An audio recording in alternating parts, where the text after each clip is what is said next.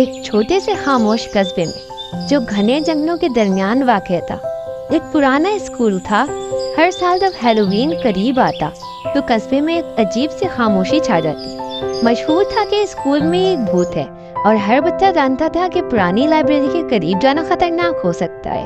بارش والی اکتوبر کی شام دو بچے جاوید اور تیمور اسکول کے بعد وہاں جانے کا فیصلہ کرتے ہیں۔ جاوید بہادر تھا، ہمیشہ مہم کے لیے تیار، جبکہ تیمور بزدل تھا اور پریشانی سے بچنا چاہتا تھا۔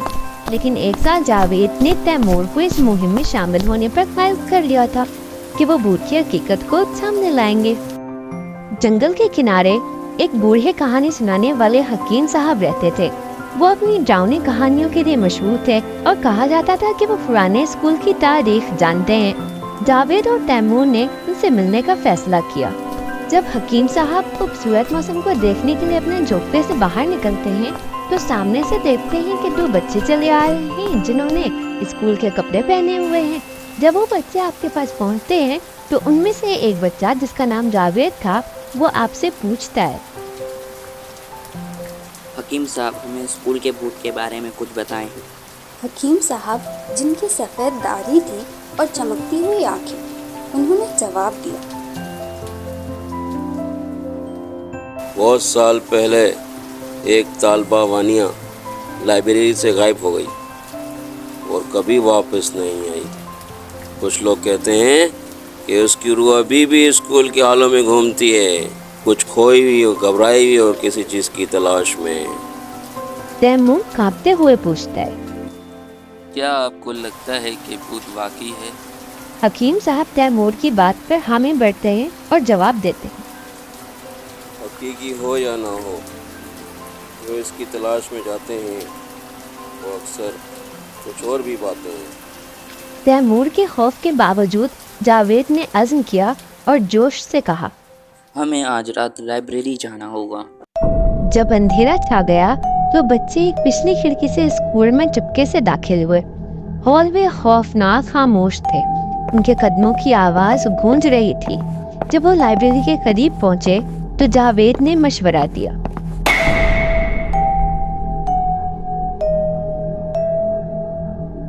ہم الگ الگ ہو جاتے ہیں، ہم زیادہ جگہ دیکھ سکیں گے۔ تیمور کی آنکھیں خوف سے بڑی ہو جاتی ہیں اور وہ حیرت سے پوچھتا ہے، کیا یہ واقعی اچھا خیال ہے؟ جاوید نے تیمور کو امید دلاتے ہوئے کہا، مجھ پر بھروسہ رکھو، ہمیں کچھ نہیں ہوگا۔ تیمور دھندلی روشنی والے راستوں سے گزر رہا تھا، اس کا دل تیزی سے دھڑک رہا تھا، ہر چھوٹی سے چھوٹی آہٹ اس کے خوف میں اضافہ کر رہی تھی۔ جب اس نے ایک موڑ کاٹا تو اس کی سانسیں سے اٹک گئی ہو۔ اس کے سامنے ایک بھوتنی کا سایہ جو کہ ہوا میں موجود تھا۔ تیمور نے بامشکل کہا، وانیہ۔ بھوتنی نے اس کی طرف مڑ کر دیکھا، اس کی آنکھیں خالی اور غم سے بھری تھی۔ اس نے سرگوشی میں کہا، میری مدد کرو۔ تیمور بھاگنا چاہتا تھا لیکن اس کے پیر زمین پر جمے تھے۔ اس نے بھوتنی سے سوال کیا، آپ کو کیا چاہیے؟ بھوتنی نے تیمور کو جواب دیا، مجھے میری کتاب چاہیے جو میری یادیں رکھتی ہے۔ تیمور کا خوف اب کم ہونے لگا۔ جب اسے احساس ہوا کہ بھوتنی کا ارادہ اسے نقصان پہنچانے کا نہیں ہے، تب اس نے بھوتنی سے سوال کیا، ہمیں کہاں سے شروع کرنا چاہیے؟ اسی دوران جاوید لائبریری کی اوپری منزلوں کی تلاشی لے رہا تھا۔ جب اس نے تیمور کی باتیں سنی، وہ سیڑھیوں سے نیچے دوڑتا ہوا آیا اور اپنے دوست کو بھوتنی سے باتیں کرتے دیکھا۔ جاوید نے حیرانی سے تیمور سے پوچھا، تیمور، کیا تم ٹھیک ہو؟ تیمور نے پچھلی تمام باتوں کی وضاحت کی اور جاوید سے کہا، ہمیں اس کی کتاب تلاش کرنی ہوگی۔ بچے اور بھوتنی پرانی کتابوں کی قطاروں میں تلاشی شروع کرتے ہیں۔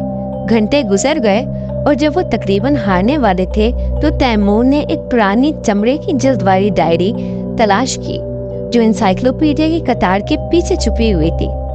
تیمور نے ڈائری کو دیکھتے ہوئے کہا، یہ کیا ہو سکتا ہے؟ وانیہ نے جب ڈائری کو دیکھا تو اس کی آنکھیں خوشی سے جگمگانے لگی اور اس نے کہا، یہی وہ ہے، میری یادوں کی کتاب۔ وانیہ نے جب کتاب کھولی اور اس کے صفحات کو پلٹنا شروع کیا، ہر صفحے پر بھولی ہوئی یادیں لوٹنے لگی۔ اس کی کہانی سامنے آئی کہ کیسے وہ اسکول میں پڑھنے آئی تھی اور کیسے ایک دن وہ لائبریری میں ایک قدیم کتاب کی تلاش میں غائب ہو گئی تھی۔ کتاب نے اسے ایک دوسری دنیا میں قید کر دیا تھا جہاں سے وہ نہیں نکل پائی۔ اس کے ساتھ ہی وانیا کا بھوت ایک روشنی کی کرن میں تبدیل ہو کر غائب ہو گیا۔ جاوید اور تیمور ایک دوسرے کو دیکھ کر مسکرائے۔ انہوں نے نہ صرف ایک راز کو حل کیا تھا بلکہ ایک دوست کی مدد بھی کی تھی۔ اگلی صبح جب بچے اسکول آئے تو لائبریری کی پرانی عمارت میں ایک عجیب سی خاموشی تھی۔ وہ جانتے تھے کہ وانیا کا بھوت اب آزاد ہو چکا ہے اور اس کی روح کو سکون مل چکا ہے۔ جاوید اور تیمور کی دوستی اور بھی مضبوط ہو گئی تھی۔ تیمور نے اپنے خوف کو شکست دی تھی اور جاوید نے ثابت کر دیا تھا کہ سچی بہادری دوستوں کے ساتھ مل کر کام کرنے میں۔